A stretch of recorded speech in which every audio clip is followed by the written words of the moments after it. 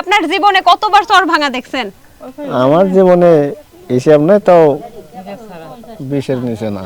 20 বার? হ্যাঁ, এভাবে বারবার গিয়ে বিভিন্ন চরে বাড়ি ঘর বিভিন্ন বানাইছেন? চরে বাড়িঘর বানাইছি আমরা। আচ্ছা, এখন আপনার বয়স কত হয়েছে? এখন কম্পিউটার হিসাব করলে 70।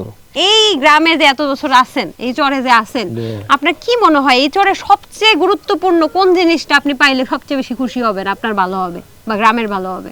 পানি সরবরাহের ব্যবস্থা করলে, একটা সৌরবিদ্যুতের ব্যবস্থা করলে, কথা বলছেন আপনি, এগুলো হলে আমাদের সমবায় সমিতির একটা সদস্য করে সুবিধা, ভালো সুবিধা আসে।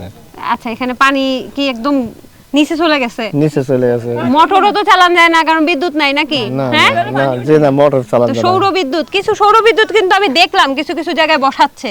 তো আমি তো শুনলাম আপনাদের সমবায় সমিতির মাধ্যমে আরো সৌরবিদ্যুৎ দেওয়া হবে, তাহলে কি এই কিছুটা এক উপকার হবে নাকি চাচা? জি, কি দারুণ না দর্শক, এখানকার অধিকাংশ মানুষই কৃষক, কৃষির উপরেই কিন্তু তাদের জীবিকা নির্বাহ করে। যেমন চাচাও কৃষক, চাচার দাবি হচ্ছে পানি লাগবে এবং সেই সাথে সাথে সৌর বিদ্যুৎটা যদি চলে আসে, ইলেকট্রিসিটি আসতে হয়তো বা আর একটু সময় লাগবে, সৌর বিদ্যুৎটা আসলে মোটর দিয়ে ভালোভাবে পানি উঠাইতে পারবেন, নিরাপদ পানি খেতে পারবেন, জমিতে পানি দিতে পারবেন, আরো চাষবাস বেশি করতে পারবেন, তাই তো?